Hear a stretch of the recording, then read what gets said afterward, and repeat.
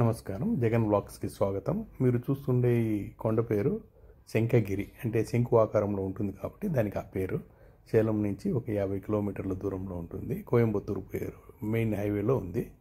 మేము టిఫిన్ తిందాము అనేసి ఈ ఊర్లో ఇక్కడ శరవణ భవన్ అనేసి రోడ్ సైడ్ ఒక పెద్ద హోటలు, మంచి అమ్యూనిటీస్ అన్నీ ఉన్నాయి. పిల్లలకు ఆడుకునేదానికి పార్కు, తర్వాత ఏదన్నా మనం పర్చేస్ చేసుకునేదానికి, టైం పాస్ చేసుకునేదానికి, టాయిలెట్స్ పోయేదానికి చాలా అనువుగా ఉంది. సరే అనేసి ఒక స్మాల్ బ్రేక్ ఇద్దామనేసి ఇక్కడ దిగినాము. సరే దీంట్లో టిఫిన్ ఎలా ఉందో ఫుడ్ రివ్యూ చేద్దాము అనేసి ఈ లోపలికి టిఫిన్ తినేదానికి వెళ్ళాము. వెరీ బిగ్ హోటల్, చాలా బాగుంది. చాలా పెద్ద హోటలు, చాలా well and neatly maintained. Toilets చాలా బాగా నీట్గా ఉన్నాయి. రష్ చాలా బాగుంది. కార్లు అయితే బయట నాకు తెలిసి ఒక 40-50 వరకు పార్క్ చేసినారు. అంటే మీరు రష్ ఎట్లా ఉంటుందో మీరు ఊహించుకోండి. బాగా క్వాలిటీ మెయింటైన్ చేస్తుంటారు కాబట్టి మామూలుగా ఆ హైవేలో పోయేవాళ్ళు ఇలాంటి హోటల్స్ని చూస్తూ ఉంటారు. సరే అనేసి నేను ఇడ్లీ సాంబార్కి ఆర్డర్ ఇచ్చినాను. ఈ చిన్న ఎర్రగడ్డలు అంటారు కదా, చిన్న వెంగాయం అంటారు తమిళనాడులో, అది తర్వాత మునక్కాయ వేసి సాంబార్ బాగా చిక్కగా చాలా బాగుంది టేస్ట్. ఇడ్లీ కూడా చాలా మెత్తగా ఉండే, మెదువడ చాలా బాగుంది. టెంకాయ చట్నీ, ఆ తర్వాత టమాటా చట్నీ కూడా ఇచ్చినారు. కారం తక్కువగా చిన్నపిల్లలు తినే మాదిరి చాలా బాగుంది. ఆ తర్వాత పూరీకి సాగిచ్చినారు, తర్వాత కుర్మా కూడా ఇచ్చినారు.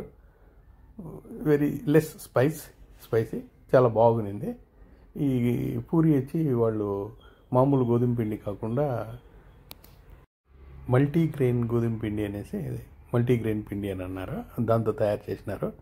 చాలా బాగుంది. మామూలు పూరీ కంటే కూడా ఇది టేస్టీగా చాలా బాగుంది.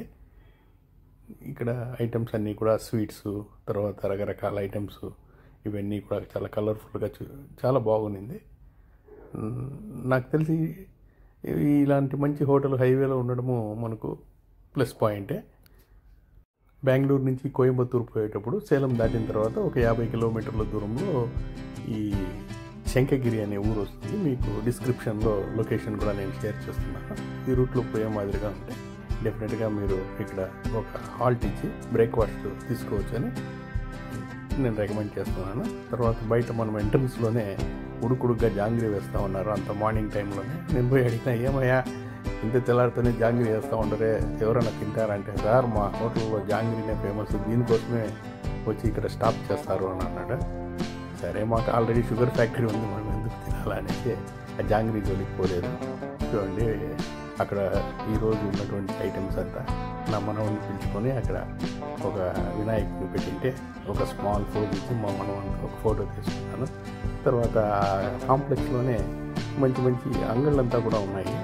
మనము టైంపాస్కు లేదా ఏమైనా తీసుకోవాలంటే కూడా ఒక రౌండ్ అన్నీ చూద్దామన్న ఉద్దేశంతో ఆ కాంప్లెక్స్లో ఉండే కాంప్లెక్స్లో ఉండే చిన్న చిన్న అంగళ్ళన్నీ కూడా చూస్తాను. పిల్లలు ఆడుకునే ఆట బొమ్మలు, ఎలక్ట్రానిక్ వస్తువులు, గిఫ్ట్ ఐటమ్స్ ఇవన్నీ కూడా ఉన్నాయి. చాలా బాగున్నాయి. ఇవి ఎలా అయితే నేను దేన్ని అడిగేదానికి పోలేదు. కాకపోతే విండో షాపింగ్ చేయొచ్చు మనం హ్యాపీగా. దీని పక్కలోనే ఈ రెడీమేడ్ బట్టల అంగళ్ళు, చెప్పుల షాపులు, తర్వాత మంచి మంచి క్రాఫ్ట్స్ అంతా కూడా అమ్ముతూ ఉన్నారు. Totally I like it the prices.